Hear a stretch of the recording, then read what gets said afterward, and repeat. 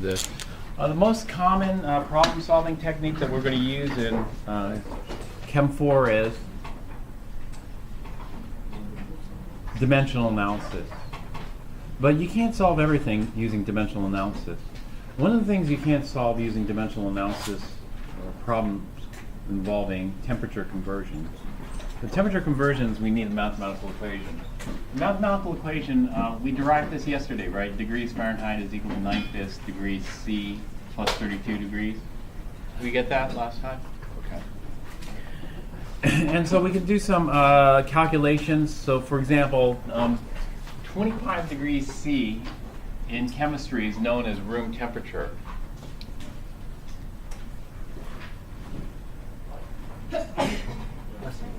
And so if somebody says that object's at room temperature, they might be saying that's at 25, or they might be saying that it's at the actual room temperature, whatever it is. It could be a cold room or warm room, but it's at room temperature. And so there's a generic room temperature that people use, and 25 would be it. And so 25, if that's our generic room temperature, what is that in Fahrenheit, in degrees Fahrenheit? And so here we aren't going to use dimensional analysis. For example, in dimensional analysis, we would do 25 degrees C and then look for some kind of conversion factor, some kind of relationship that might convert this into Fahrenheit. And so we don't use this kind of thing. Instead, what we're going to use is this equation here that defines the relationship. Did we already do this calculation? Or no? Okay. So let's go ahead and do it. Degrees Fahrenheit is equal to 9/5, and then degrees Celsius is 25 degrees. And again, the units, I can keep track of the units, which is always a good thing, but typically for Chem 4, this equation, we don't. Just for this equation, plus 32. And so when we do the calculation and we punch out the numbers, it comes out to 77.0 degrees Fahrenheit. And so a room temperature, the standard room temperature is 77. This is on the warm side. For me, this would be a little warm. I wouldn't like my room set at this. Well, it depends if it's winter time, maybe. Or maybe it's not so bad. But anyway, that's it. How many sig figs are we allowed? Well, it depends on the 25. If I said exactly 25 degrees C, that would be infinite sig figs, right? Or if I just said approximately 25. If I said approximately 25, then that's 2 sig figs. So it could be anywhere from 24.5 up to 25.4 degrees Celsius. In this case, it's a little ambiguous, so maybe we'll take it as 2 sig figs. If we take it as 2 sig figs, then this has to be rounded to 2 sig figs. And so this is a step I always want you to do for me, and that is show me what digit you're dropping. In this case, we're dropping to 0, therefore it's going to be 77 degrees Fahrenheit. That's it. And so we could go back and forth. So for example, we could convert Fahrenheit into Celsius, and vice versa.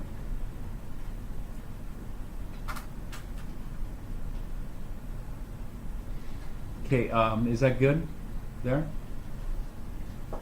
All right, but there is something, What if I tried dimensional analysis for this? This is what we call like an algebraic equation, and so for some problems we have to use an algebraic equation. This would be one of them. Or versus dimensional analysis. For dimensional analysis, I do know something. This is what I know. If I go out 100 degrees C, how much have I gone up in Fahrenheit? Or if I go up, from dimensional analysis, we can come up with a relationship like this. Dimensional analysis.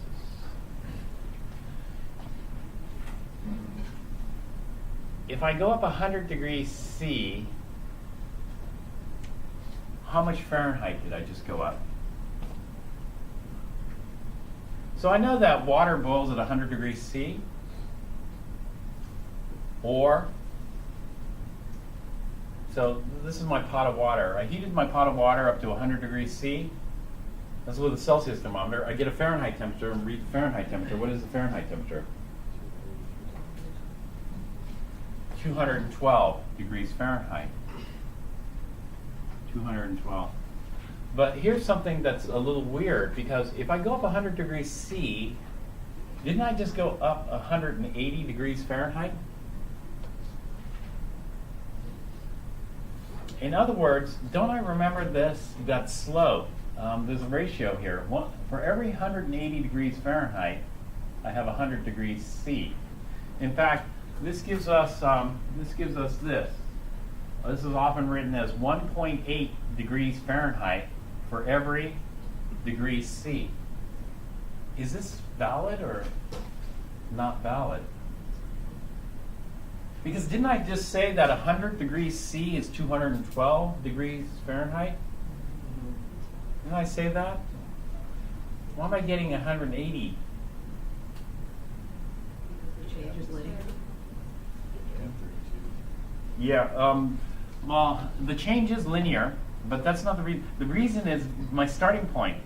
My starting point for the 100 degrees is 0 degrees. However, my starting point for the 180 is actually 32 degrees Fahrenheit. And so these don't have the same starting point, and that's why it screws everything up, and this is why we can't use dimensional analysis. If this were 0 and this were 0, then no problem. We could use dimensional analysis.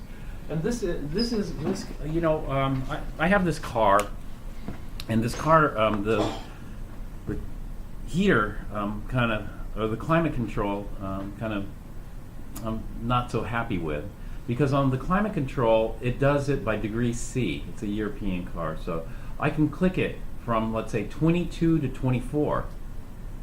And so let's say, 22 is a little too cold, I want it a little warmer, so I click it to 24. 24 comes on, it's too hot. 22 to 24, and you think, oh, what's the big deal? 22 to 24, it goes 22, 24, 26, right? But the reason it's too hot is because 22 to 24 is just a 2 degrees C temperature change, but do you know how big that is in Fahrenheit? That's almost a 4 degree Fahrenheit jump. And so, you know, to adjust my climate or temperature by 4 degree Fahrenheit is too rough. So I don't really like that. But, you know, this is true. Is this true? Is there a relationship? 180 degrees is 100 degrees C? This is true. Yeah. That is true because of this. If I go up 100 degrees C, how much have I gone up in Fahrenheit? 180. This is going to land me at 212 here and 100 here. And so, in other words, when we're dealing with temperature, we do both. We do algebraic equation when we're just looking at the ambient temperature. You know, what is the temperature of this? What is the temperature of that? However, we use dimensional analysis when we're looking at a temperature change. And so if I want a temperature change like this, let's say I'm starting at T1. T1 is 25 degrees C. This is going to be my example here. And then I warm it up. I'm going to go plus 25 degrees C here. So I'm going to end up at 50 degrees C. And so whatever my T1 is, I just bump it up by 25 degrees C. Well, how many degrees Fahrenheit did I just go up?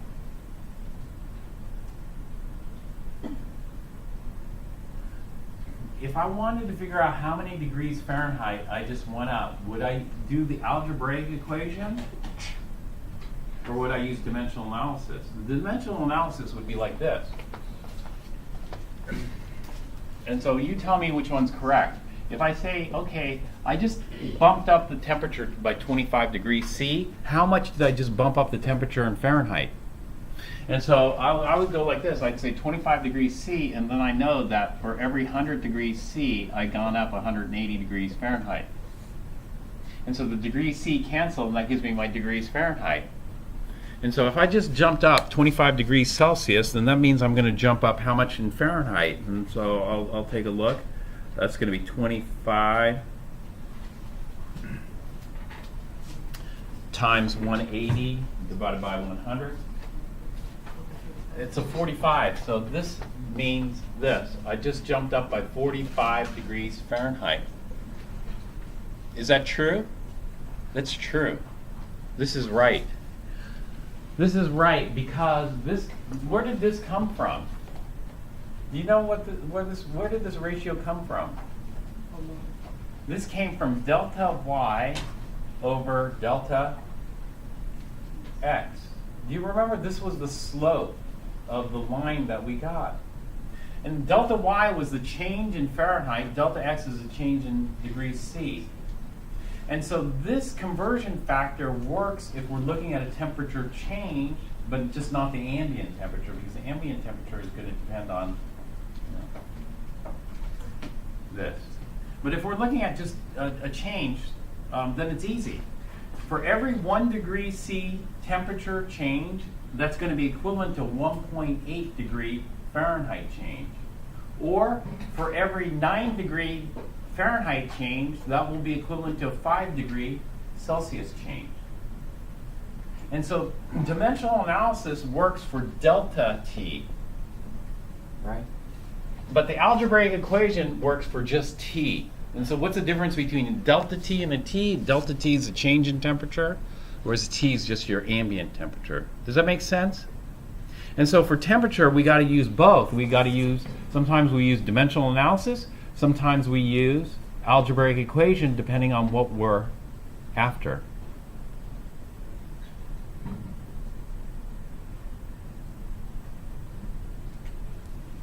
All right. Now,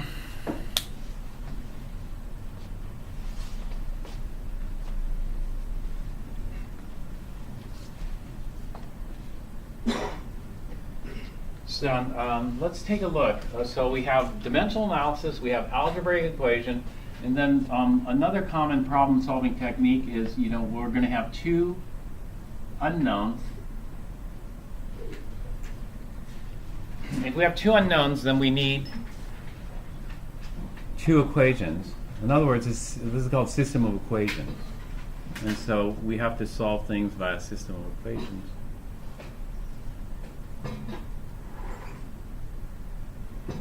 We did this. Did I have time to talk about this for the pool water?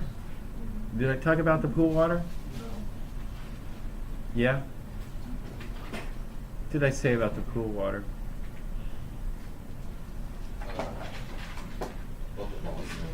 Yeah, right. For pool water, do you remember for pool water we based our calculation on 18,000 gallons total volume of pool water? But that's not the total volume of pool water. The total volume is going to be 18,000 plus however much solution we end up dumping in the pool. And that total volume there has to be chlorinated to 1 ppm level. We based our calculation of 1 ppm on 18,000 gallons, which is wrong. And so our setup was actually wrong, or my setup was actually wrong.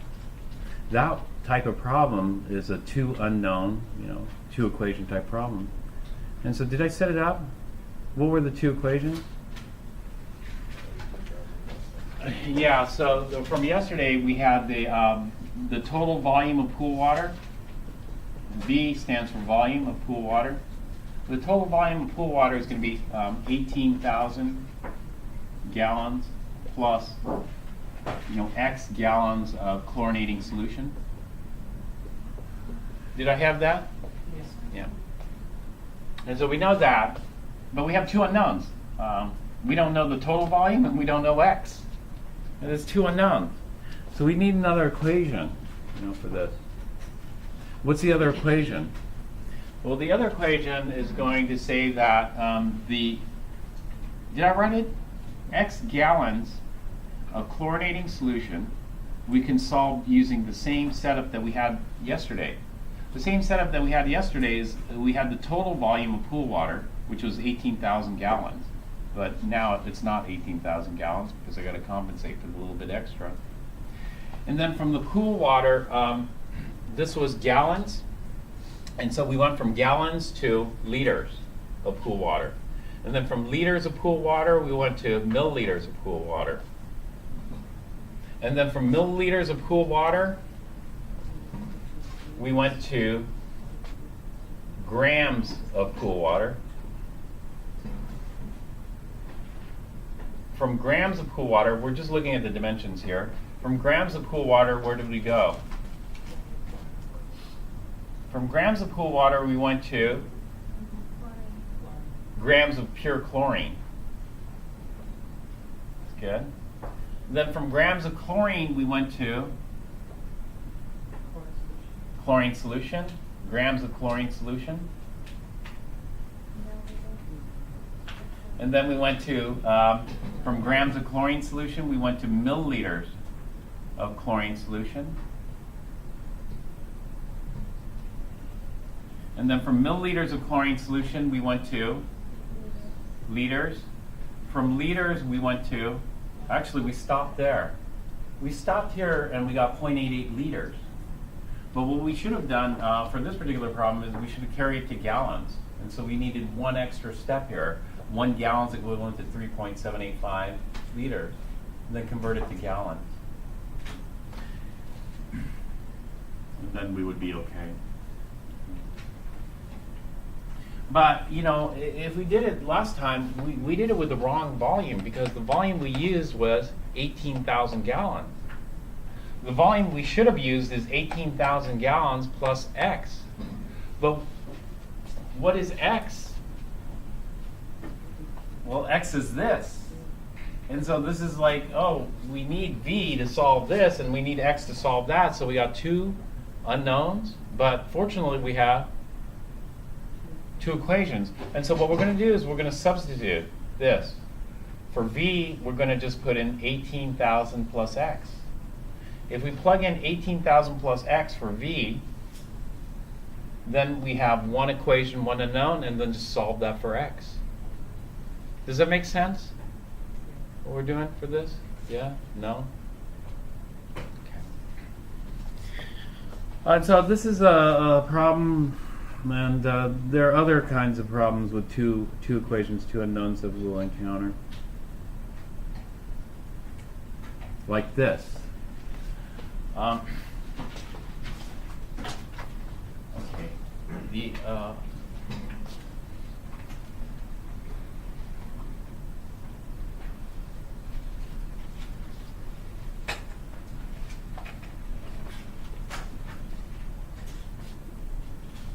other equation might be something like this. Is there a temperature at which the two thermometers would give this exact same numerical reading? So if I had a Fahrenheit thermometer and a Celsius thermometer, and I measured the temperature of this object, I'd get the exact same reading. That is, let's say it's 42. 42 degrees Fahrenheit and 42 degrees Celsius, they match. Most of the time they don't match, you know? Like 100 degrees Celsius matches with 212 degrees Fahrenheit. Or 0 degrees Celsius matches with 32 degrees Fahrenheit. But because of the size of the change, and plus the offset, it's not just a simple, you know, plus or minus whatever. But is there a temperature? I don't know. But, you know, we can find out, and we can find out what that temperature might be. Because we have two unknowns here. If we have two unknowns, then we just need two equations. And so let's try that. We want a temperature in which the degrees Fahrenheit is equal to the temperature in degrees C. And so this is a question mark. And so what is that temperature? Well, it's two unknowns. And in a way, it's one unknown because they're the same temperature. But it's two unknowns in this case. So what is it? Well, I got two unknowns. I need two equations. So here's equation one. What's equation two?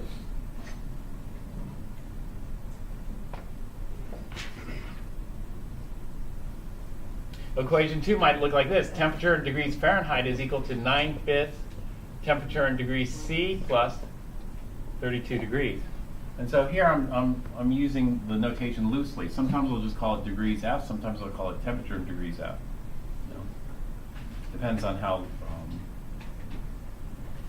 much writing I want to do.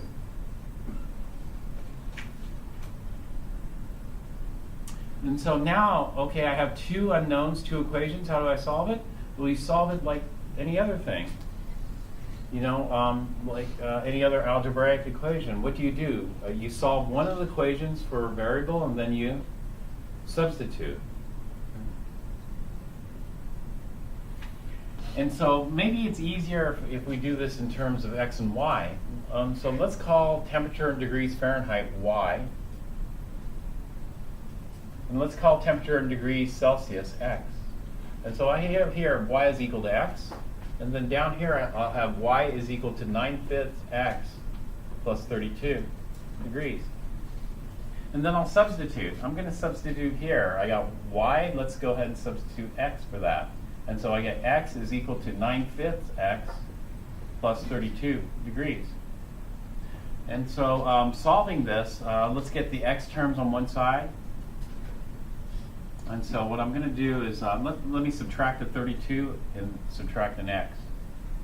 So I'm going to subtract an x, and so I'm going to get minus 32 degrees is equal to 9/5 x minus x. And so 9/5 x minus x, I'm going to get this under a common denominator, 5. So I'll just multiply this by 5. I'll get 5/5 x.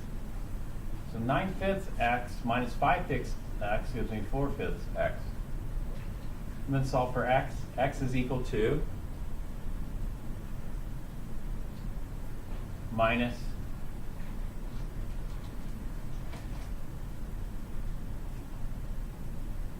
Did I talk about the sig figs in this equation already?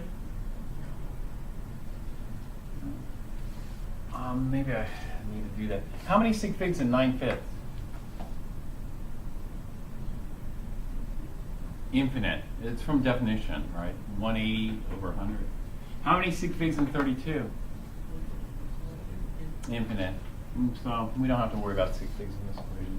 We just worry about the number of sig figs given. So the number of sig figs given, well, this is infinite actually, so this could be infinite here. I don't know, is it right on 40? Did somebody punch it out in their calculator?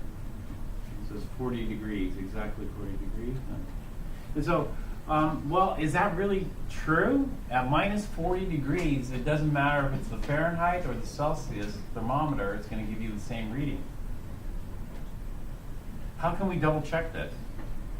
And so this is equal to the, what did we solve for? X is the Celsius. So this is our degrees Celsius. Well, it just so happens, looking at the other equation, this must be our degrees Fahrenheit. And so one way we can check this is just by plugging it back in the equation. Degrees Fahrenheit is equal to 9/5 degrees Celsius. Well, degrees Celsius is going to be minus 40 degrees Celsius, or just degrees. Playing loose with the units, plus 32. And that means the degrees Fahrenheit will be, I'm plugging this in, it comes out to minus 40 degrees. So it works. This is a double check here for this.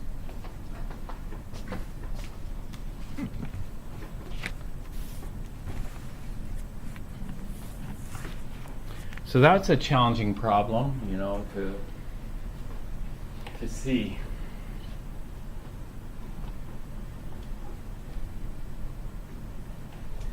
All right, how about, why don't you try this one? This next example is this. Well, that's, I didn't know that, you know, that there's a temperature that the two coincide, right?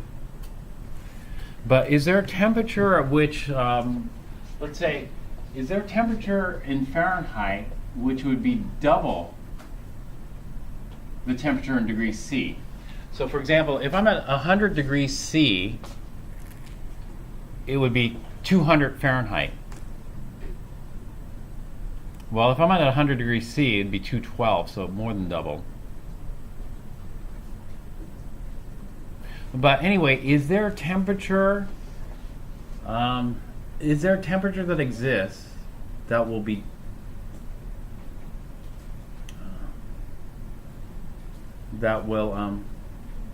work? And so why don't you try calculating this? You know, maybe there is, maybe there isn't, but we'll just try the calculation and see what we get. All right? And so go ahead and work on this calculation.